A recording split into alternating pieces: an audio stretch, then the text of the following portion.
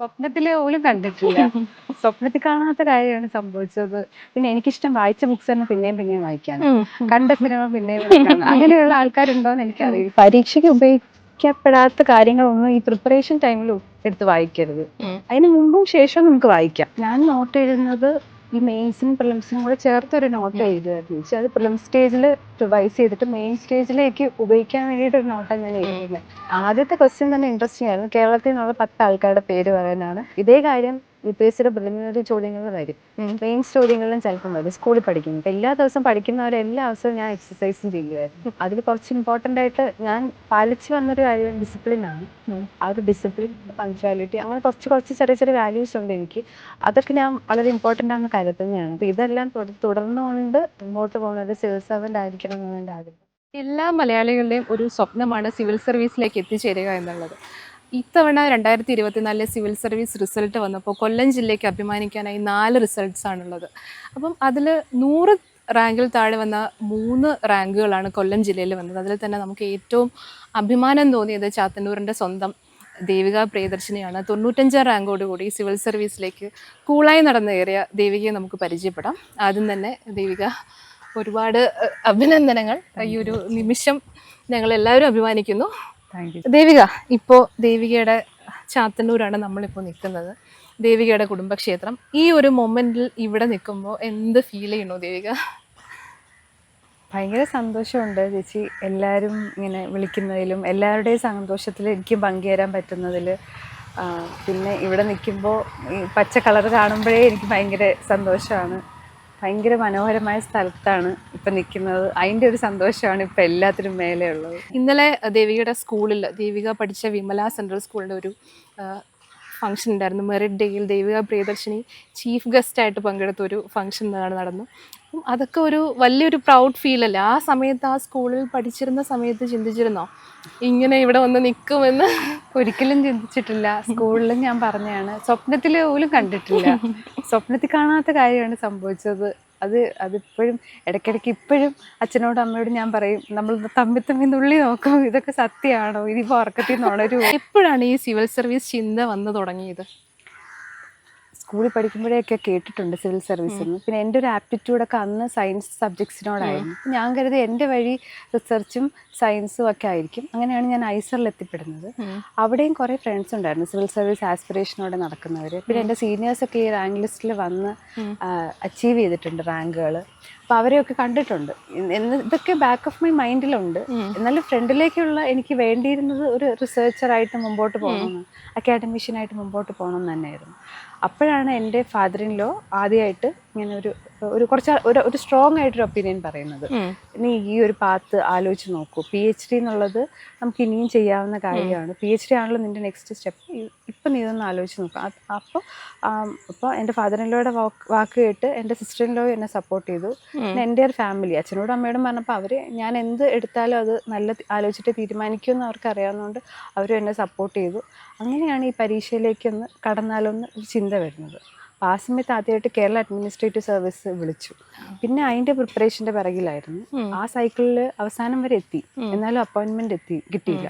അപ്പോൾ അത് കഴിഞ്ഞ് പിന്നെ കംപ്ലീറ്റ് ആയിട്ട് സിവിൽ സർവീസിൽ നിന്ന് ഉള്ളൊരു രീതിക്ക് തന്നെ ഇറങ്ങി തിരിച്ചു. 2023 മാർച്ചിലാണ് ഞാൻ സീരിയസ് ആയിട്ട് സിസ്റ്റമാറ്റിക് ആയിട്ട് പഠിക്കാൻ തുടങ്ങിയത്, ഈ പരീക്ഷ മനസ്സിലാക്കിയിട്ട്. അതിന് മുന്നേ ദേവിക പ്രിലിംസ് എഴുതിയിരുന്നു അല്ലേ? എഴുതിയിരുന്നു. കേസ് പ്രിപ്പയർ ചെയ്യുന്ന ആ സമയത്ത് തന്നെ? കേസ് പ്രിപ്പയർ ചെയ്യുമ്പോൾ എഴുതിയിട്ടില്ല. കേസ് കഴിഞ്ഞ് 2022 പ്രിലിംസാണ് ഞാൻ ആദ്യം എഴുതി. എങ്ങനെ ഉണ്ടായിരുന്നു പ്രിലിംസിന്റെ ആ ഒരു? പ്രിലിംസ് ക്ലിയർ ചെയ്തിട്ടില്ല. പ്രിലിംസ് ക്ലിയർ ചെയ്തിട്ടില്ല. ഓക്കെ. അപ്പോൾ ഒരു സെറ്റ് ബാക്ക് വരുമ്പോൾ നമ്മൾ വീണ്ടും ഇതിലേക്ക് തന്നെ പോകണം, അതോ അതിലൊരു നിരാശ തോന്നി, എനിക്കിത് വേണ്ടെന്ന് തോന്നാണ്ട് പിന്നെയും മുന്നോട്ട് പോകണമെന്ന് എങ്ങനെയാ? അപ്പം കേസിന് കിട്ടാത്തതോ UPSCയിലെ ആദ്യത്തെ എഴുതിയ പ്രിലിംസ് കിട്ടാത്തതോ ഒരു സെറ്റ് ബാക്ക് ആയിട്ട് തോന്നാത്തതെന്ന് വെച്ചാൽ അത്രയ്ക്കും എൻ്റെ 100% എഫേർട്ട് ഞാൻ അവിടെ ഇട്ടിട്ടില്ല.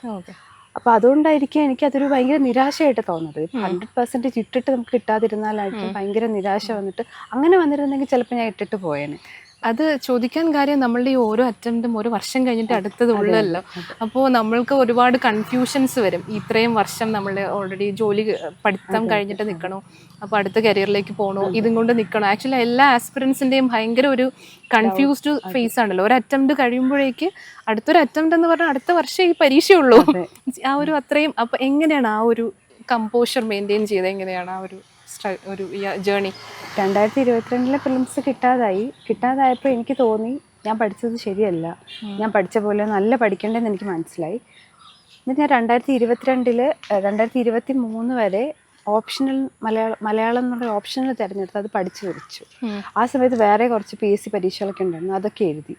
അപ്പോഴൊക്കെ എൻ്റെ മനസ്സിലുണ്ട് സമാധാനമായിട്ട് ഒരിടത്തിരുന്ന് ഈ പരീക്ഷയ്ക്ക് വേണ്ടി 100% ഇട്ട് പഠിക്കണം. ആ ഒരു ചിന്തയാണ് എന്നെ മുന്നോട്ട് നയിച്ചത് ശരിക്കും. അങ്ങനെയാണ് 2023 മാർച്ചിൽ ഞാൻ ഇരുന്ന് 100% ഇട്ട് ഈ പരീക്ഷയ്ക്ക് ഒരു അറ്റംപ്റ്റ് കൊടുക്കണം എന്നുള്ള തീരുമാനത്തിൽ വരുന്നതും അച്ഛനും അമ്മയൊക്കെ സപ്പോർട്ട് ചെയ്യുന്നതും അതിനുള്ള എല്ലാ സാഹചര്യവും ഒത്തു വരുന്നതും അപ്പോഴാണ്. പിന്നീടാണ് ഒരു കോച്ചിങ്ങിലേക്ക്, ഫോർമൽ കോച്ചിങ്ങിലേക്ക് ദേവിക പോയതല്ല? അതിന് മുന്നേ സെൽഫ് പ്രിപ്പയർ ചെയ്തല്ലേ? KS-നായിട്ടുള്ള കോച്ചിങ് എടുത്തിട്ടുണ്ട്, UPSC ആയിട്ടുള്ള പ്രിപ്പറേഷൻ ഡെഡിക്കേറ്റഡ് കോച്ചിങ് തുടങ്ങിയത് അതിനുശേഷമാണ് അല്ലേ? ഐലേണിലാണ് ദേവിക പഠിച്ചത്. നിഖിൽ സാർ ആയിരുന്നു മെൻറ്റർ. അപ്പോൾ നമുക്ക് കേരളത്തിൽ കിട്ടാവുന്ന വൺ ഓഫ് ദ എന്താ പറയാ ടോപ്പ് മെൻറ്റർ തന്നെയാണ് ദേവികയ്ക്ക് കിട്ടിയത്. അതും ഒരു സക്സസ്ഫുൾ ഒരു ഫാക്ടറാണ്. തീർച്ചയായിട്ടും. അതെ. പിന്നെ ഈ ഐസറില് കെമിസ്ട്രി, BSMS കെമിസ്ട്രി ആയിരുന്നു ദേവിക. ആ ഒരു കെമിസ്ട്രി പഠിച്ച ആൾ എങ്ങനെ മലയാളം ഓപ്ഷണലിലേക്ക് എത്തി ദേവിക? ആദ്യം അറ്റംപ്റ്റ് കൊടുത്തപ്പോൾ, പ്രിലിംസ് കൊടുത്തപ്പോൾ കെമിസ്ട്രിയാണ് ഞാൻ വെച്ചിരുന്നത് എൻ്റെ ഓപ്ഷണലായിട്ട്. എന്നിട്ട് ഞാൻ കെമിസ്ട്രി കുറച്ച് പഠിക്കാനും ശ്രമിച്ചു. കെമിസ്ട്രി പഠിക്കാൻ ശ്രമിച്ചപ്പോൾ എനിക്ക് മനസ്സിലായി ഞാൻ ഐസറി പഠിച്ചതിന് വളരെ ഡിഫറെൻ്റ് ആണ് ഈ സിലബസിലെ റിക്വയർമെൻറ്റ്, UPSC ക്വസ്റ്റ്യനും. അപ്പോൾ എന്നെക്കൊണ്ട് ഒറ്റയ്ക്ക് പഠിക്കാൻ പറ്റില്ലെന്ന് മനസ്സിലായിട്ട് ഞാനൊരു കോച്ചിങ് ഇൻസ്റ്റിറ്റ്യൂട്ട് തപ്പി. അപ്പം നല്ലതായിട്ടൊരു സപ്പോർട്ട് സിസ്റ്റം ഇല്ലയെന്ന് എനിക്ക് മനസ്സിലായി. അങ്ങനെ ഞാനത് മടക്കി. ആ അറ്റംപ്റ്റ് കഴിഞ്ഞപ്പോൾ ഞാനത് മടക്കി വെച്ചു. എന്നിട്ട് ഞാൻ വിചാരിച്ചു വേറൊരു ഓപ്ഷനിൽ തീർച്ചയായിട്ടും എനിക്ക് നോക്കേണ്ടതുണ്ട്. അങ്ങനെ ഞാൻ വെറുതെ മലയാളം ഓപ്ഷനിലെ സിലബസ് ഒന്ന് എടുത്ത് നോക്കി. അപ്പം അതിനകത്ത് സിലബസ് വായിച്ചപ്പോഴേ ഭയങ്കര ക്യൂരിയോസിറ്റി എനിക്കുണ്ടായത്.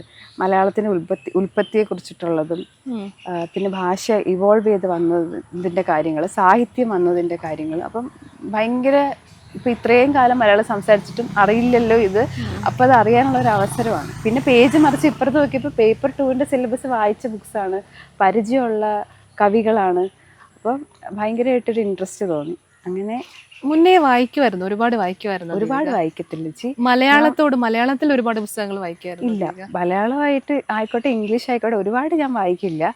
ഞാൻ സിനിമ ഒരുപാട് കാണില്ല. ഞാൻ ഇച്ചിരി പിക്കി ചൂസ് ചെയ്യാണ് ആ കാര്യത്തിൽ. കാരണം കുറേ ടൈം ഇൻവെസ്റ്റ് ചെയ്യണം. ഇപ്പോൾ സിനിമ കാണണമെങ്കിൽ 2.5 മണിക്കൂർ ഇരിക്കണം. അപ്പോൾ അതുകൊണ്ട് ഞാനൊരു ബാക്ക്ഗ്രൗണ്ട് ചെക്കൊക്കെ നടത്തി ഓക്കെയാണ് എൻ്റെ വൈബുള്ള റിവ്യൂസ് എല്ലാം നോക്കി റിവ്യൂ, അത് സ്പോയിലർ റിവ്യൂ അല്ലാതെ എൻ്റെ വൈബുള്ളൊരു സിനിമയാണെങ്കിൽ സിനിമ കാണും. ബുക്സ് ആയാലും അങ്ങനെയാണ്. ഞാൻ അതിൻ്റെ ബാക്ക് പേജും ഫ്രണ്ട് പേജും ഒക്കെ ഒന്ന് വായിച്ച് എനിക്ക് കണക്ട് ചെയ്യാൻ പറ്റുന്ന ബുക്സ് ആണെങ്കിൽ ഞാൻ വായിക്കും. അപ്പോൾ എനിക്ക് ആൾക്കാർ ബുക്സ് ഗിഫ്റ്റ് ചെയ്യും കുറേ. അപ്പം ഈ ഗിഫ്റ്റ് ചെയ്യുന്ന ബുക്സും എനിക്ക് കണക്ട് ചെയ്യുന്നതാണെങ്കിലല്ലേ എനിക്ക് വായിക്കാൻ പറ്റും. അപ്പം അങ്ങനെ ചൂസ് ചെയ്ത് വായിക്കുമായിരുന്നു. സ്കൂളിൽ പഠിക്കുമ്പോഴും സ്കൂൾ ലൈബ്രറിയിൽ നിന്ന് ഞാൻ വളരെ ചൂസി ആയിട്ട് കുറേ ബുക്സ് വായിക്കും. പിന്നെ എനിക്കിഷ്ടം വായിച്ച ബുക്സ് തന്നെ പിന്നെയും വായിക്കാനാണ്. കണ്ട സിനിമ പിന്നെയും കാണും. അങ്ങനെയുള്ള ആൾക്കാരുണ്ടോയെന്ന് എനിക്കറിയില്ല. എനിക്ക് അങ്ങനത്തെ കാര്യങ്ങളൊക്കെയാണ് ഇഷ്ടം. അത് പിന്നെയും കാണുമ്പോഴും വായിക്കുമ്പോഴും വേറെ പെർസ്പെക്റ്റീവ്സ് കിട്ടും. അതെനിക്ക് ഭയങ്കര ഇഷ്ടമാണ്. അപ്പം അതുകൊണ്ടാണ് റിവ്യൂസ് ഒക്കെ വായിക്കാനും കേൾക്കാനും ഒക്കെ എനിക്കിഷ്ടം. അപ്പോൾ അവരുടെ പെർസ്പെക്റ്റീവ്സും കൂടെ കിട്ടും. ഒരു എല്ലാ ഡയമെൻഷനിലും കാര്യങ്ങൾ കാണാൻ അതെനിക്ക് ഭയങ്കര ഇഷ്ടമാണ്. അപ്പം ബുക്സ് ഞാൻ വായിക്കുന്നതും അങ്ങനെയാണ്. വായിച്ച് തന്നെ പിന്നെയും മലയാളം ഓപ്ഷനിലേക്ക് വരുമ്പോൾ ഒരേ ബുക്ക് തന്നെ പിന്നെയും വായിക്കുന്നു. പലരായിട്ട് പറഞ്ഞു തരുന്നു. അപ്പോൾ അത് ഭയങ്കര ഗഹനമായിട്ട് നമുക്ക് മനസ്സിലാക്കാൻ പറ്റും. അപ്പോൾ അതൊക്കെ ഭയങ്കര സാറ്റിസ്ഫൈങ്. മലയാളം എഴുതുന്നത് എങ്ങനെയായിരുന്നു ദേവിക? സ്പീഡ് ഉണ്ടായിരുന്നു? ആക്ച്വലി നമ്മൾ ഈ CBSE ഒക്കെ പഠിച്ചു വരുന്ന കുട്ടികൾക്ക് മലയാളം എഴുതുമ്പോൾ കുറച്ച് സ്ട്രഗ്ലിംഗ് ആയിരിക്കും അല്ലേ? നമ്മുടെ ക്ലാസ്സിലൊക്കെ ജനറലി കാണുന്നതല്ലേ? അപ്പോൾ മലയാളം ഓപ്ഷനിൽ എന്ന് പറഞ്ഞാൽ അത്യാവശ്യം നന്നായി എഴുതാനുള്ള പേപ്പർ. മലയാളം എഴുതി ശീലിച്ചിരുന്നോ ദേവിക നേരത്തെ? 12ാം ക്ലാസ് വരെ മലയാളം ഉണ്ടായിരുന്നു. സെക്കൻഡ് ലാംഗ്വേജ് ആയിട്ട് മലയാളമായിരുന്നു. ആ ഒരു എഴുതിയ സ്പീഡുണ്ട്. പക്ഷേ UPSC വന്നപ്പോൾ ആദ്യത്തെ സെക്ഷണൽ ടെസ്റ്റ് ഒക്കെ എഴുതിയപ്പോൾ എനിക്ക് മനസ്സിലായി സമയത്ത് എഴുതിയിരുന്നില്ല. പിന്നെ അന്ന് സരിത ടീച്ചറാണ് എൻ്റെ മലയാളം പഠിപ്പിച്ചത്. സരിത ടീച്ചർ അഷ്വർഡായിട്ട് പറഞ്ഞു എന്തായാലും ദേവിക്ക് എഴുതി തീരാൻ പറ്റും. ഈ ഒരു ധൈര്യം അവർ എപ്പോഴും തന്നു. ടീച്ചറായാലും നിഖിൽ സാറായാലും പേപ്പർ എഴുതി തീരാൻ പറ്റും എന്ന് പറഞ്ഞു. ആദ്യം കണ്ടന്റ് ഫോക്കസ് ചെയ്യും, സമയം ഞങ്ങൾ ശരിയാക്കി തരാമെന്ന് പറയുക. പിന്നെ അത് എഴുതി സമയം സെറ്റായി. ദേവിക, നമ്മൾ തുടക്കത്തിൽ പറഞ്ഞ പോലെ തന്നെ ഒരുപാട് പേര് ആഗ്രഹിക്കുന്ന ഒരു ഫീൽഡാണല്ലേ സിവിൽ സർവീസ്. കുറേ പേർക്ക് പല കാരണങ്ങൾ ഇതിലേക്ക് എത്തിപ്പെടാനും പറ്റില്ല അല്ലേ? ആക്ച്വലി നമ്മുടെ ഈ കോച്ചിങ് ഇൻഡസ്ട്രി ആയാലും ഒരുപാട് കാശൊക്കെ നമ്മൾ സ്പെൻഡ് ചെയ്യേണ്ട ഒരു ഫീൽഡാണ്. അപ്പോൾ കോച്ചിങ് എത്രത്തോളം ആവശ്യമാണ്, അല്ലെങ്കിൽ കോച്ചിങ് ശരിക്കും ആവശ്യമുണ്ടോ? ആ ഒരു ചോദ്യത്തിന് ദേവിക എങ്ങനെ അഡ്രസ് ചെയ്യും? ചേച്ചി കോച്ചിങ് ആവശ്യമുണ്ടോ ഇല്ലേന്നുള്ളത് എനിക്ക് തോന്നുന്നു അത് ആ കുട്ടിക്ക് തീരുമാനിക്കാവുന്ന കാര്യമായിരിക്കും. കുട്ടിയുടെ സ്ട്രെങ്ത്തും വീക്ക്നെസ്സും നോക്കിയിട്ട് ഇപ്പം ഞാൻ കോച്ചിങ് എടുത്ത ഒരാളാണ്. പക്ഷെ കോച്ചിങ് എടുക്കാതെ മറ്റ് കോച്ചിങ് ഇൻഡസ്ട്രീസ് പ്രൊവൈഡ് ചെയ്യുന്ന ടെസ്റ്റ് സീരീസ് അതിനെയൊക്കെ ഡിപ്പെൻഡ് ചെയ്ത് പാസ്സായവരുണ്ട്. അപ്പോൾ അത് ആ കുട്ടി സ്കൂളിൽ പഠിച്ച വിഷയങ്ങൾ തന്നെയാണ് സിവിൽ സർവീസിൽ പിന്നെയും പഠിക്കണമെങ്കിൽ ചിലപ്പോൾ കോച്ചിങ് വേണ്ടി വരില്ല. തനിയെ പഠിക്കാൻ കഴിവുള്ള ആളാണെങ്കിൽ കോച്ചിങ് വേണ്ടി വരില്ല. ഇൻസ്റ്റിറ്റ്യൂട്ട്സ് ഒക്കെ ഒരുപാട് സ്കോളർഷിപ്സ് ഒക്കെ പ്രൊവൈഡ് ചെയ്യുന്നുണ്ടല്ലേ? അപ്പൊ അതൊക്കെ യൂട്ടിലൈസ് ചെയ്യാം കുട്ടികൾക്ക്. ശരിക്കും തീവ്രമായിട്ടൊരു ആഗ്രഹം ഉണ്ടെങ്കിൽ ഫിനാൻഷ്യലി കൺസ്ട്രെയിൻസ് ഉള്ളവർക്ക് തീർച്ചയായിട്ടും സ്കോളർഷിപ്സ് ഒക്കെ ഉപയോഗിക്കാം. പിന്നെ ഒരു കോച്ചിങ് ഇൻഡസ്ട്രിയിൽ നിങ്ങൾ എത്തുമ്പോൾ നിങ്ങൾക്ക് ഉറപ്പായിട്ടും മെന്റേഴ്സിനെ കിട്ടും. ഈ മെന്റേഴ്സ് നിങ്ങളെ കറക്റ്റായിട്ട് ഗൈഡ് ചെയ്യും, വഴി തെറ്റിപ്പോകാതെ. ആ ഒരു ഗൈഡൻസിന് കോച്ചിങ്ങുമായിട്ട് ബന്ധപ്പെടുന്നത് നല്ലതായിരിക്കും എന്ന് എനിക്ക് തോന്നിയിട്ടുണ്ട്. ഈ പരീക്ഷയെ കൂടി കടന്നു പോയിട്ടുള്ളവർക്ക് കറക്റ്റായിട്ട് ആ വഴി കാണിച്ചു തരാൻ പറ്റും.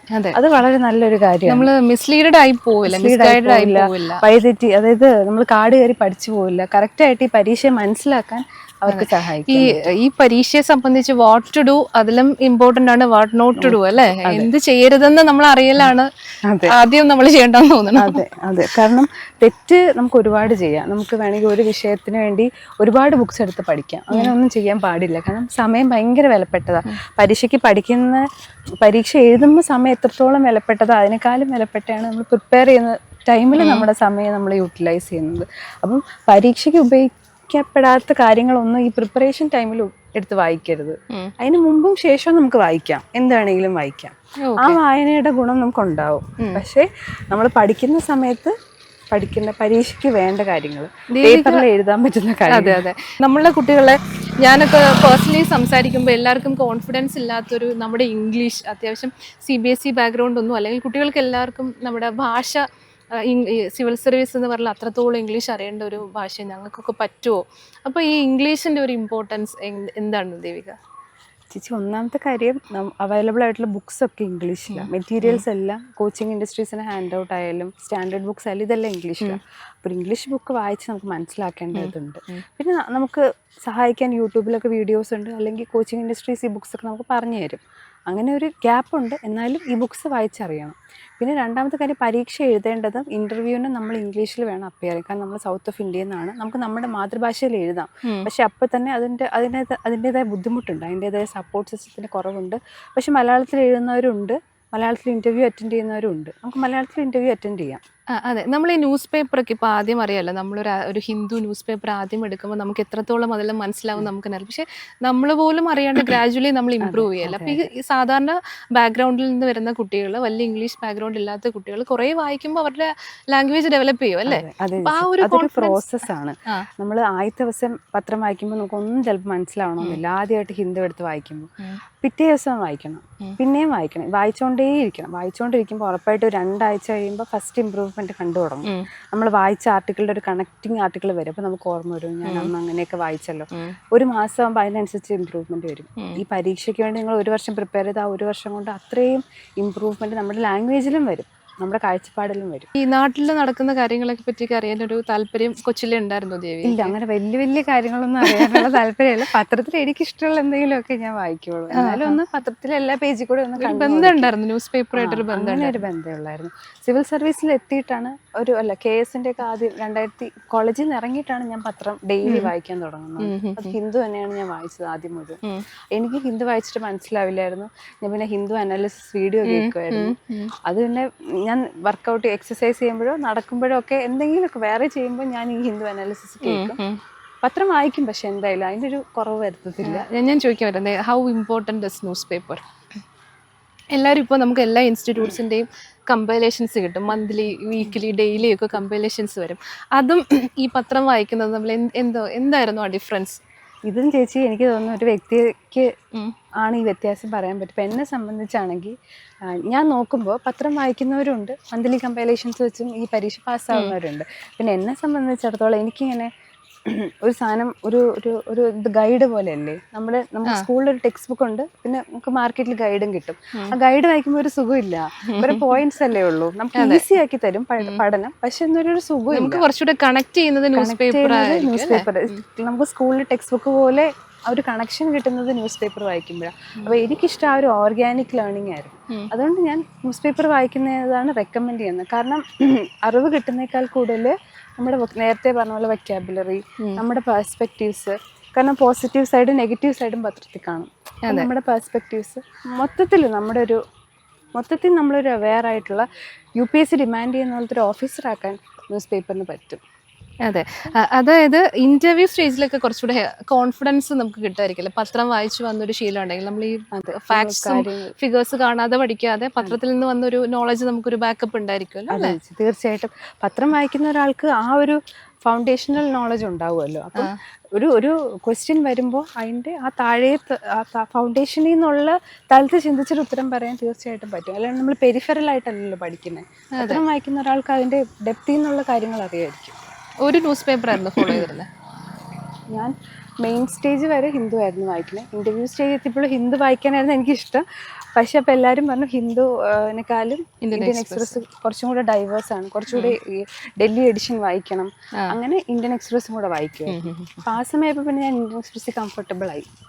പിന്നെ അടുത്തത് ഒരു നോട്ട് മേക്കിംഗ്. ദേവികയുടെ ഒരു ഞാൻ കേട്ടതാണ്, ദേവിക എല്ലാം കൂടുതലും എഴുതി തന്നെയാണ് നോട്ട്സ് പ്രിപ്പയർ ചെയ്തത്. സ്റ്റാൻഡേർഡ് ബുക്സും സ്റ്റാൻഡേർഡ് ആയിട്ട് എനിക്കുണ്ടായിരുന്നത് എഴുതുന്ന നോട്ട്സ് തന്നെയായിരുന്നു. കാരണം എഴുത്തായിരുന്നു ഞാൻ പഠിക്കുന്നത്. ചിലർ വായിച്ച് പഠിക്കില്ലേ, അതുപോലെ ഞാൻ എഴുതിയാണ് പഠിക്കുന്നത്.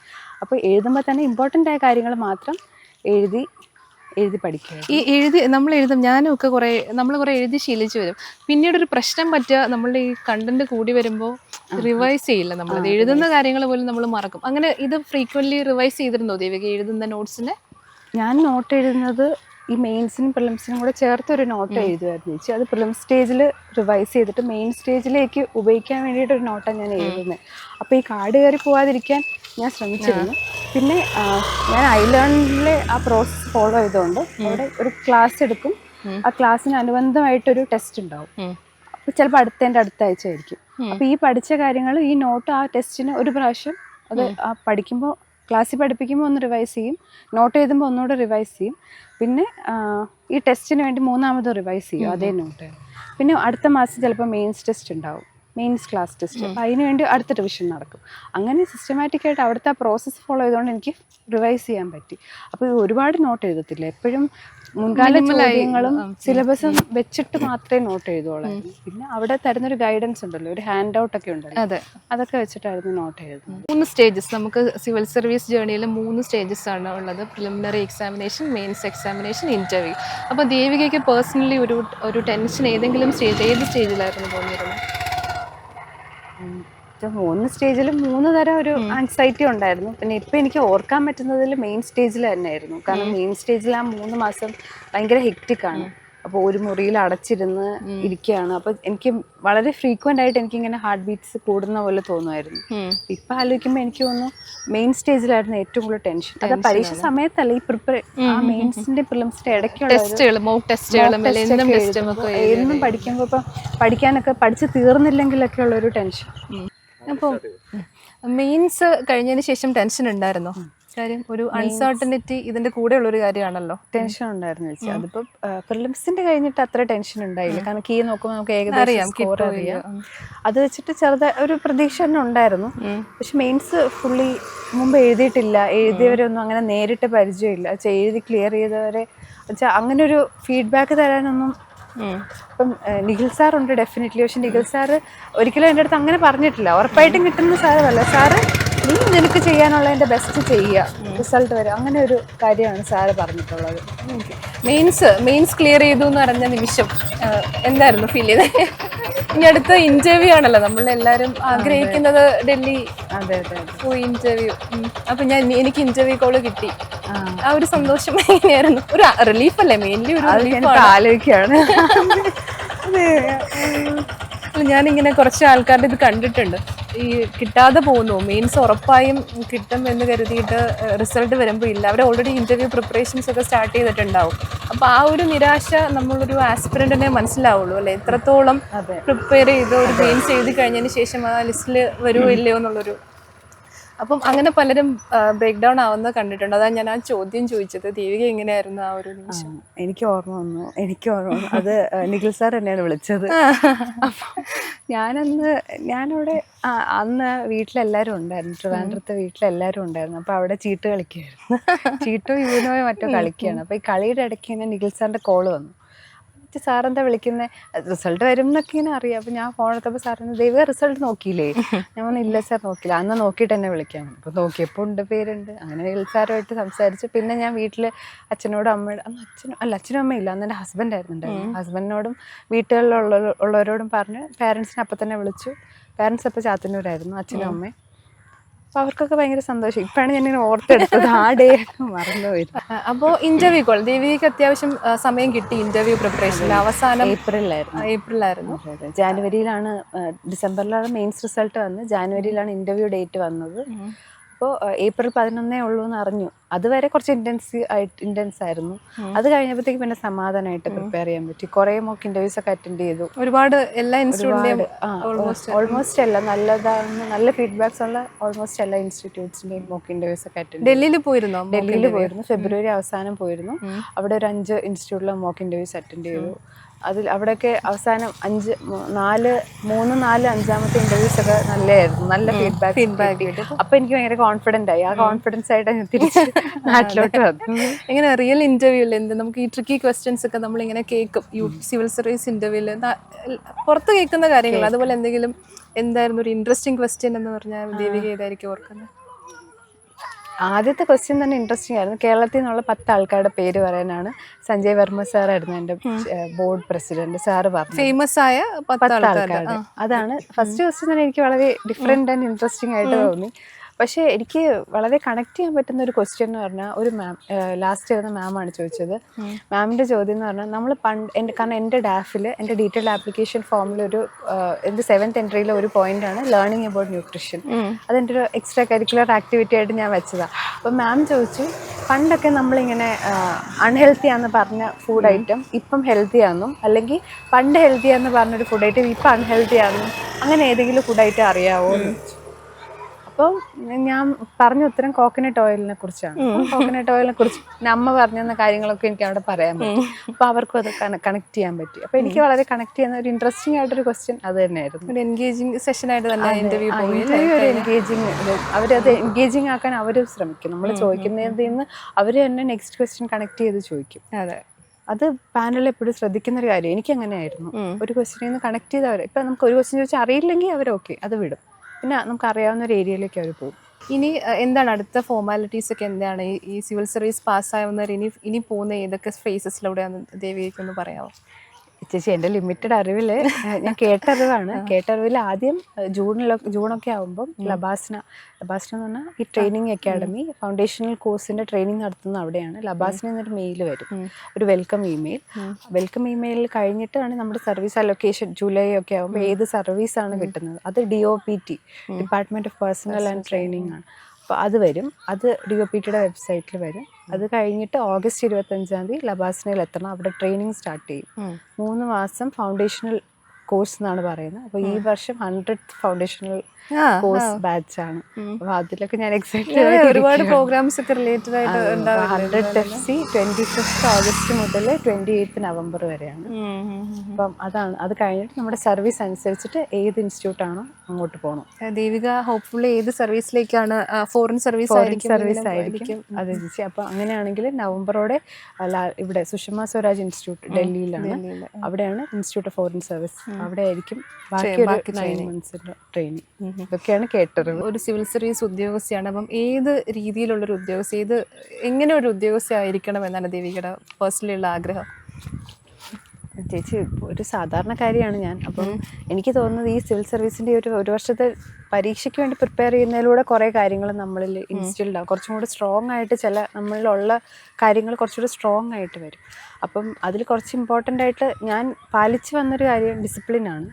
ആ ഒരു ഡിസിപ്ലിൻ, പിന്നെ പങ്ക്ച്വാലിറ്റി, അങ്ങനെ കുറച്ച് ചെറിയ വാല്യൂസ് ഉണ്ട് എനിക്ക്. അതൊക്കെ ഞാൻ വളരെ ഇമ്പോർട്ടൻ്റ് ആണെന്ന് കരുതുന്നതാണ്. അപ്പോൾ ഇതെല്ലാം തുടർന്നുകൊണ്ട് മുമ്പോട്ട് പോകുന്ന ഒരു സിവിൽ സർവൻ്റ് ആയിരിക്കണം എന്നാണ് എൻ്റെ ആഗ്രഹം. പിന്നെ ഫോറിൻ സർവീസ് ആകുമ്പോൾ അതിൻ്റെ കുറേ നുവാൻസസ് ഉണ്ട്. അതൊക്കെ ഈ ട്രെയിനിങ്ങിലൂടെ പഠിച്ചെടുക്കാമെന്നാണ് ഞാൻ ആഗ്രഹിക്കുന്നത്. എന്ത് വന്നാലും ഗ്രൗണ്ടഡ് ആയിട്ട് റൂട്ടഡ് ആയിട്ട് നിൽക്കുന്ന ഒരാളായിട്ട് ഒരു ഡിപ്ലോമാറ്റായ ദേവികയെ നമുക്ക് ഉൾക്കൊണ്ടോ? ഇപ്പൊ എങ്ങനെയാ ഫീൽ ചെയ്യുക? എനിക്കറിയാം. ദേവിക ഇന്ത്യൻ ഫ്ലാഗുള്ള വേദികളിൽ നിൽക്കുന്നതൊക്കെ ദേവിക ഇങ്ങനെ വിഷ്വലൈസ് ചെയ്യുന്നുണ്ടോ മനസ്സിൽ? ഇല്ല, അത്രയ്ക്കൊന്നും എത്തിയില്ല. ഞാൻ ഇൻസ്റ്റഗ്രാമിൽ മുമ്പുള്ള IFS ആൾക്കാരുടെ പ്രൊഫൈല് നോക്കും, അത്രയൊക്കെ ഉള്ളൂ. ഞാൻ അവിടെ എത്തിയിട്ടില്ല. ഞാൻ അവരുടെയൊക്കെ ഫോട്ടോസ് കാണും. ഫോറിൻ സർവീസിനെ പറ്റി ഇപ്പോൾ കൂടുതൽ അറിയാൻ ശ്രമിക്കുക. അതെ, അറിയാൻ ശ്രമിക്കുന്നുണ്ട്. എന്തായാലും അത് ട്രെയിനിങ് കഴിയുമ്പോഴേക്കും ഒബ്വിയസ്ലി നിങ്ങളെ വേറൊരു ലെവലിലായിരിക്കും അത് കഴിയുമ്പോൾ പുറത്തിറങ്ങുക.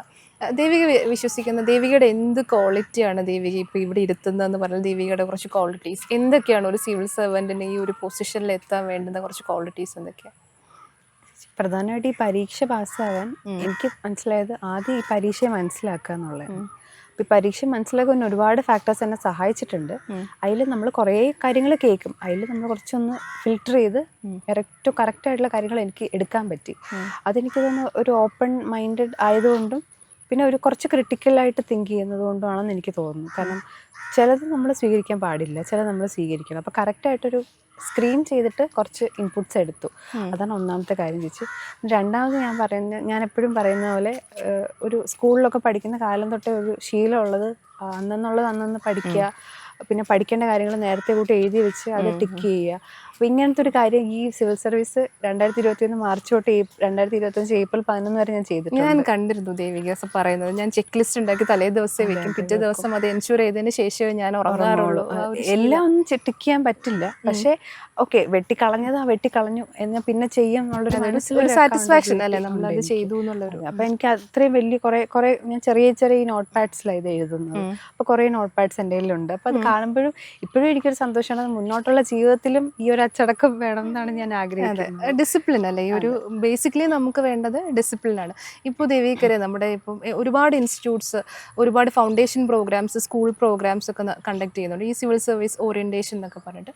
അപ്പം അങ്ങനത്തെ പ്രോഗ്രാംസിലൂടെ കുട്ടികൾക്ക് എന്തൊക്കെയാണ് നമ്മൾ ശരിക്കും ചെയ്യേണ്ടത്? ഇപ്പോൾ ആ ഒരു രീതിയിൽ കുട്ടികളെ ട്രെയിൻ ചെയ്ത് കൊണ്ടുവരാൻ, ട്രെയിനിങ് എന്ന് ഞാൻ ബേസിക്കലി പറയില്ല, ഈ ഫൗണ്ടേഷൻ കോഴ്സ് കൊണ്ട് ഒരു ഗൈഡൻസ് കൊടുക്കൽ തന്നെയാണ് ചേച്ചി ഞാനും ഏറ്റവും അനിവാര്യം എന്ന് കരുതുന്നത്. കാരണം കണ്ടന്റ് കൊടുക്കാൻ ആയിട്ടില്ല, കുട്ടികൾ എന്തായാലും സ്കൂളിൽ പഠിക്കുന്നുണ്ട്. ഇതേ കാര്യം UPSCയുടെ പ്രിലിമിനറി ചോദ്യങ്ങളിൽ വരും, മെയിൻസ് ചോദ്യങ്ങളിലും ചിലപ്പം വരും സ്കൂളിൽ പഠിക്കുന്നത്. അപ്പൊ സ്കൂളിൽ പഠിക്കുന്നത് അവർ നന്നായിട്ട് പഠിക്കട്ടെ. ഇപ്പോഴത്തെ കാലത്ത് പത്രം വായിക്കാൻ ഒരു ഗൈഡൻസ് അവർക്ക് കൊടുക്കുക. പിന്നെ ലീഡർഷിപ്പ് വാല്യൂസ്, ലീഡർഷിപ്പ് ട്രെയിനിങ് എന്ന തരത്തിൽ കുറച്ച് കാര്യങ്ങളൊക്കെ പറഞ്ഞു കൊടുക്കുക. പിന്നെ എനിക്ക് തോന്നുന്നു ഏറ്റവും നല്ലത് ഇപ്പൊ ഈ നമ്മുടെ പൊതുപ്രവർത്തകരായിട്ടുള്ളവരെ അല്ലെങ്കിൽ സിവിൽ സർവൻസിനെ അവരെയൊക്കെ കോണ്ടാക്ട് ചെയ്തിട്ട് ഇപ്പോൾ ഓൺലൈൻ ആയാലും മതി, ഒരു സെഷൻ കൊടുത്താൽ എന്തൊക്കെ കാര്യങ്ങളാണ് അവർ ലൈഫിൽ ഇംപ്ലിമെന്റ് ചെയ്യുന്നതെന്നൊക്കെ ഇപ്പോഴേ കുട്ടികൾ കാണിച്ചു കൊടുത്താൽ അത് കുട്ടികൾക്ക് ഒരു മോട്ടിവേഷനും ആയിരിക്കും, ഒരു ഗൈഡൻസും ആയിരിക്കും. പിന്നെ കുട്ടികളെ കൂടുതലായിട്ട് എക്സ്ട്രാ കരിക്കുലർ ആക്ടിവിറ്റീസിലേക്ക് പ്രോത്സാഹിപ്പിക്കുക, ക്വിസ് കോമ്പറ്റീഷൻസിന്, ഡിബേറ്റ്, സെമിനാർ, അങ്ങനെയുള്ള കാര്യങ്ങളൊക്കെ. ദേവികയുടെ സ്കൂൾ ടൈമിൽ ദേവിക്ക് ഇങ്ങനത്തെ ആക്ടിവിറ്റീസ് ഒക്കെ ഉണ്ടായിരുന്നു അല്ലേ? ഇതൊക്കെ ഉണ്ടായിരുന്നു. വലിയ ആക്റ്റീവ് പാർട്ടിസിപ്പൻ്റ് ഒന്നും അല്ല ഞാൻ, എന്നാലും ഒരുപാട് കൊച്ചിലെ ഒരുപാട് ആനിവേഴ്സറിക്ക്, സ്കൂൾ ആനിവേഴ്സറിക്ക് ഒരുപാട് സമ്മാനം വാങ്ങിക്കുന്ന ദേവിക എനിക്ക് ഇപ്പോഴും ഓർമ്മയുണ്ട്. അപ്പോൾ പക്ഷെ എന്തിനൊക്കെയാണെന്ന് ഞാൻ മറന്നു, കുറച്ച് വർഷങ്ങൾക്ക് മുന്നേ അല്ലേ. ഞാൻ കൂടുതൽ പഠനത്തിൻ്റെ കാര്യങ്ങളിലായിരുന്നു കൂടുതലും. പക്ഷെ ഇപ്പോഴത്തെ കുട്ടികളോട് എനിക്ക് പറയാനുള്ളത് ഈ പഠനേതര പ്രവർത്തനങ്ങളിലും, അത് ആർട്സും സ്പോർട്സും അങ്ങനെയുള്ള കാര്യങ്ങൾ, ഞാൻ പഠനം, ലിറ്ററേച്ചർ ആ സൈഡിലോട്ടായിരുന്നു എൻ്റെ മേഖല. ഡൈവേഴ്സായിട്ട് നമ്മൾ പ്രവർത്തിച്ച, പിന്നെ ഗ്രൂപ്പായിട്ടുള്ള ആക്ടിവിറ്റീസിലൊക്കെ പങ്കെടുക്കുമ്പോൾ ഒരുപാട് കാര്യങ്ങൾ പഠിക്കാൻ പറ്റും. കുട്ടികൾ അറിയത്തില്ല, അവരറിയാതെ പഠിക്കും. അതെ, അപ്പം അങ്ങനെയുള്ള ഒരു വേദിയൊക്കെ ഈ ഫൗണ്ടേഷൻ കോഴ്സിൻ്റെ കൂടെ ആ ഒരു ഗൈഡൻസ് കൊടുക്കുക. ബേസിക്കലി കുറച്ച് സ്കിൽ സെറ്റ്സ് അല്ലേ, സ്കിൽസ് ബിൽഡ് ചെയ്തെടുക്കുക, അങ്ങനെയുള്ള ഗൈഡൻസ് കൊടുക്കുക. കണ്ടന്റ് അവർ വഴിയെ പഠിക്കും. പത്രം വായിക്കുമ്പോൾ അവർക്ക് കിട്ടും. പിന്നെ അങ്ങനെ ഇനി സ്കൂളിൽ +1-ലും +2-ലും പഠിക്കുമ്പോൾ അവർക്ക് കുറേ കണ്ടന്റ് കിട്ടും. അതേ ടെക്സ്റ്റ് ബുക്ക് തന്നെയാണ് പിന്നെ സിവിൽ സർവീസിന് വേണ്ടി നമ്മൾ പഠിക്കുന്നത്. NCERT 6 to 12 NCERT തന്നെയാണ് നമ്മൾ എല്ലാവരും പഠിച്ച് തുടങ്ങി. അവസാനം ദേവിക പ്രിയദർശിനി ഇങ്ങനെ ഇരിക്കും. അതെ, അപ്പം പഠിക്കേണ്ട കാര്യങ്ങൾ നന്നായിട്ട് പഠിക്കട്ടെ. ഒരു സിവിൽ സർവീസ് ആസ്പിറൻ്റ് ഏറ്റവും സ്ട്രഗിൾ ചെയ്യുന്നൊരു പോയിന്റ് അതാണല്ലേ. നമ്മളെ നാട്ടുകാരെല്ലാം ഒരിക്കൽ പ്രിപ്പയർ ചെയ്യുന്നു എന്ന് അറിഞ്ഞു കഴിഞ്ഞാൽ പിന്നെ എപ്പോഴും ചോദിച്ചുകൊണ്ടേ ഇരിക്കും. ചോദ്യങ്ങളൊന്നും എന്നിലേക്ക് എത്താതെ എന്നെ ഷീൽഡ് ചെയ്തത് അച്ഛനും അമ്മയാണെന്ന് ദേവിക തന്നെ പറഞ്ഞ് ദേവികയുടെ ഇൻ്റർവ്യൂസിൽ കണ്ടു. അപ്പോൾ ഫാമിലിയെ പറ്റി, ദേവികയുടെ ഒരു support system, family, husband, in-laws, ഈ പരീക്ഷയ്ക്ക് പ്രിപ്പയർ ചെയ്യാൻ തീരുമാനിക്കുമ്പോൾ തൊട്ടേ ഫുൾ സപ്പോർട്ട് തന്നത് എൻ്റെ ഫാമിലി തന്നെയാണ്. അപ്പം അച്ഛനാണെങ്കിൽ അച്ഛൻ സ്കൂളിൽ ഞാൻ പഠിക്കുന്ന കാലം തൊട്ടേ എല്ലാ കാര്യത്തിനും എവിടെയായാലും 10th ഓരോ പരീക്ഷയ്ക്ക് ഉണ്ടാക്കുന്നു, തിരിച്ച് വിളിച്ചുകൊണ്ട് വരുന്നു. 12th ഞാൻ ഹോസ്റ്റലിൽ ഇപ്പോഴും അച്ഛൻ തന്നെയാണ് അത് ചെയ്യുന്നത്. എല്ലാ കാര്യങ്ങളും അച്ഛൻ തന്നെയാണ് ചെയ്തുകൊണ്ടിരിക്കുന്നത്. പിന്നെ ഈ അമ്മ ബാക്കി എല്ലാ മേഖലകളിലും അമ്മയാണ് സപ്പോർട്ട് ചെയ്യുന്നത്. അപ്പോൾ ഞാൻ എന്ത് തീരുമാനം എടുത്താലും ചിന്തിച്ച് തീരുമാനം എടുക്കും, അവരുടെ ഇൻപുട്സ് തരും, എന്നിട്ട് ബാക്കി എല്ലാ തരത്തിലും സപ്പോർട്ട് ചെയ്യും. അമ്മയാണെങ്കിൽ അച്ഛൻ്റെ അടുത്ത് പ്രത്യേകിച്ച് മോട്ടിവേഷനും ഇല്ല, ഒന്നും പറയില്ല. അച്ഛൻ ഒരു ന്യൂട്രലായിട്ട് പോണ ഒരാളാണ്. അമ്മയാണെങ്കിൽ നേരെ തിരിച്ചാ, നിനക്ക് പറ്റുന്ന പോലെ നീ ചെയ്താൽ മതി, നിനക്ക് പറ്റുന്ന പോലെ ചെയ്താൽ മതി, കൂടുതൽ സ്ട്രെയിൻ ചെയ്യരുത്, പറ്റുന്ന പോലെ ചെയ്താൽ മതി. അച്ഛൻ ഒന്നും പറയില്ല. അച്ഛൻ ആരോഗ്യം ശ്രദ്ധിക്കുക, ഇതാണ് അച്ഛൻ്റെ വാക്യം. ഈ ഒരു ആരോഗ്യം വളരെ ഇമ്പോർട്ടൻ്റ് ആയ ഒരു കാര്യമല്ല. ഒരു വർഷം കൊണ്ട് ആസ്പിറൻസിന് കിട്ടുന്നത് നമ്മുടെ വയറ് കൂടും, നമ്മുടെ മുടി കൊഴിയും, നരയ്ക്കും. ഇതൊക്കെയാണ് ആക്ച്വലി ആസ്പിറൻ സർക്കിളിൽ നമ്മൾ കാണുന്നതല്ലേ. ദേവിക എങ്ങനെയായിരുന്നു ത്രൂ ഔട്ട് ഹെൽത്ത് എങ്ങനെയായിരുന്നു മെയിൻറ്റെയിൻ ചെയ്തത്? ഈ 2023 വരുന്നതിന് മുമ്പ് തന്നെ ഭക്ഷണ സംബന്ധമായ കാര്യങ്ങളെപ്പറ്റി ഞാൻ കുറച്ച് കാര്യങ്ങൾ പഠിച്ചു വെച്ചു. എനിക്കൊരു വേണ്ട വെയിറ്റിലേക്ക് ഞാൻ എത്തി. ഞാൻ കുറച്ച് ഹയർ വെയിറ്റ് സൈഡിലായിരുന്നു കേസ് പ്രിപ്പറേഷൻ ടൈമിലൊക്കെ. അപ്പോൾ അത് കഴിഞ്ഞ് എനിക്ക് വേണ്ട വെയിറ്റിൽ ഞാൻ എത്തി. അത് കഴിഞ്ഞ് അത് മെയിൻറ്റെയിൻ ചെയ്യാനുള്ളൊരു സംഭവമായിരുന്നു. അപ്പോൾ ഞാൻ പ്രിലിംസും കം മെയിൻസ് പ്രോഗ്രാം ചെയ്യുന്ന ആ സമയത്ത് എല്ലാ ദിവസവും പഠിക്കുന്ന പോലെ എല്ലാ ദിവസവും ഞാൻ എക്സസൈസും ചെയ്യുമായിരുന്നു. ഒരു 1/2 hour to 45 minutes എല്ലാ ദിവസവും എക്സസൈസ് ചെയ്യുമായിരുന്നു. അപ്പോൾ അതെനിക്കൊരു ബ്രേക്കാണ് പ്രിപ്പറേഷനിൽ നിന്ന്, പിന്നെ ഒരു റിജുവനേഷനാണ്, പിന്നെ എന്തൊക്കെയോ ഫീൽ ഗുഡ് സാധനങ്ങളാണ് വർക്കൗട്ട് ചെയ്യുമ്പോൾ. അപ്പോൾ അത് ഞാൻ സ്ഥിരമായിട്ട് ചെയ്തു. ഫുൾ ഡേ ഇരുന്ന് പഠിക്കുമ്പോൾ ആ ഒരു 1/2 hour വർക്കൗട്ട് അത്രയും ഇമ്പോർട്ടൻ്റ് ആണ്. പിന്നെ ഞാൻ നടക്കുമായിരുന്നു, പറ്റുമ്പോഴൊക്കെ നടക്കും, വീട്ടിൽ തന്നെ നടക്കും, വീട്ടിൽ പുറത്ത് പോയിട്ട് നടക്കത്തില്ല, ഈ റോഡ് പണിയൊക്കെ ആയതുകൊണ്ട് വീട്ടിൽ തന്നെ നടക്കുമായിരുന്നു. പ്രിലിംസ് വരെ ദേവിക ചാത്തന്നൂർ ഉണ്ടായിരുന്നു. പ്രിലിംസ് വരെ ഞാൻ ചാത്തന്നൂരുണ്ടായിരുന്നു. പിന്നെ ആഹാരവും ബാലൻസ്ഡ് ആയിട്ട് കഴിക്കുമായിരുന്നു. വെജിറ്റബിൾസും ഫ്രൂട്ട്സും ഒക്കെ കഴിക്കും, കൂടുതൽ കഴിക്കും. പിന്നെ പ്രോട്ടീനും കാർബും എല്ലാം ബാലൻസ്ഡ് ആയിട്ട് 25 കംപ്ലീറ്റ് അപ്ലൈ ചെയ്തു ലൈഫിൽ തന്നെ അല്ലേ? അതെ. അതുകൊണ്ടാണ് അതെനിക്ക് ഭയങ്കര ഒരു ഇൻട്രസ്റ്റ് ഉള്ളൊരു കാര്യമായി മാറിയത്. എൻ്റെ ഒരു ന്യൂട്രീഷൻസിന്റെ സഹായത്തോടെയാണ് ആദ്യം തുടങ്ങിയത്. പിന്നെ ഞാൻ തന്നെ അതങ്ങ് ശീലിച്ച് വന്നതാണ്. അപ്പോൾ അതുകൊണ്ട് തന്നെ ആരോഗ്യപരമായിട്ട് ഒരു പ്രശ്നവും ടച്ച് ഫുഡ് പ്രിപ്പറേഷൻ ടൈമിൽ എനിക്ക് ഉണ്ടായിട്ടില്ല. അതെന്തൊരു അത്ഭുതവും കൂടെയാണ്. ഒരു കാര്യവും വന്നിട്ടില്ല. എന്നാൽ പ്രിപ്പറേഷൻ അങ്ങോട്ടും ഇങ്ങോട്ടും മാറുമ്പോൾ ഒരു ബ്രേക്ക് വരുമ്പോഴൊക്കെ പ്രശ്നങ്ങൾ വരും. പക്ഷെ ആ പീരീഡിൽ വേറെ ഒരു അസുഖം ഒന്നും വന്നിട്ടില്ല. എന്തോ ഭാഗ്യമാണത്. അതാണ്, ഒരുപാട് ഭാഗ്യങ്ങളുണ്ട്, അതിലൊരു ഭാഗ്യം ഇതായിരുന്നു ചേച്ചി. പിന്നെ നമ്മൾ പറയേണ്ട ഒരു കാര്യമാണ് മാനസിക ആരോഗ്യം. അതെ, അതാണ് എനിക്ക് തോന്നുന്നു ആസ്പിറൻസിന് ഫിസിക്കൽ ഹെൽത്തും കോൺട്രിബ്യൂട്ട് ചെയ്യുന്നുണ്ടെങ്കിലും ഈ മെൻ്റൽ ഹെൽത്ത്, ആ ഒരു ഐസൊലേഷൻ്റെയും കൺഫൈൻമെൻറ്റും കൊണ്ടുണ്ടാവുന്ന കുറേ പ്രശ്നങ്ങളുണ്ട്, പലർക്കും ഉണ്ട്. പലരും പറഞ്ഞു കേട്ടിട്ടുണ്ട്, എനിക്കും ഉണ്ടായിട്ടുണ്ട് അങ്ങനെ പല പ്രശ്നവും. എൻ്റെ പ്രശ്നം എനിക്ക് മനസ്സിലായത് ആങ്സൈറ്റി ആയിരുന്നു, പ്രത്യേകിച്ച് മെയിൻസ് എക്സാം സ്റ്റേജിൽ. അപ്പം അതിൻ്റെ കാരണം അന്ന് ഒന്നും അന്വേഷിച്ച് പോയില്ല. പിന്നെ ഇൻ്റർവ്യൂവിന് കുറച്ച് സമയം കിട്ടിയപ്പോൾ അത് അന്വേഷിച്ച് പോയി. അപ്പം ആങ്സൈറ്റി എന്തുകൊണ്ടാണ് ഉണ്ടാകുന്നത്, അതിൻ്റെ ബാക്ക്ഗ്രൗണ്ട് സ്റ്റോറിയൊക്കെ എനിക്ക് ഡോക്ടർ പറഞ്ഞു തന്നു. അതോടെ എനിക്ക് മനസ്സിലായി, അപ്പോൾ ഇതിങ്ങനെ ചെയ്താൽ മതി, ഒരു മെഡിക്കേഷനിലേക്ക് പോകേണ്ട ആവശ്യമില്ല എന്ന് പറഞ്ഞ് ഡോക്ടറിനെ വിടുക ചെയ്തു. അപ്പോൾ അങ്ങനെ ഒരു തരത്തിൽ മെൻ്റൽ ഹെൽത്തും ഒരിക്കലും നമ്മൾ മാറ്റി വെക്കരുത്. ഭയങ്കര പ്രധാനമാണ് ഈ പ്രിപ്പറേഷൻ. കാരണം നമ്മൾ ശ്രദ്ധിച്ചിരുന്നു അല്ലേ പരീക്ഷയുടെ ഇത്രയും? ശ്രദ്ധിച്ചിരുന്നു എന്നല്ല, എങ്ങനെയോ ഞാൻ ഇഗ്നോറാണ് ചെയ്തത് സത്യം പറഞ്ഞാൽ. പിന്നെ ഞാൻ ഈ ബ്രേക്ക് എടുത്തിരുന്നു, പ്രിലിംസിനൊക്കെ പഠിക്കുമ്പോൾ ബ്രേക്ക് എടുത്തിരുന്നു, എക്സോസ്റ്റഡ് ആവാതെ നോക്കി. മെയിൻസ് ടൈമിൽ ഒരു ആങ്സൈറ്റി പോലെയൊക്കെ വരും, അപ്പോൾ ഇങ്ങനെ ഡീപ്പ് ബ്രീത്ത്സ് എടുക്കും. അത് എന്തിനാ എടുത്തതെന്ന് എനിക്കറിയില്ല.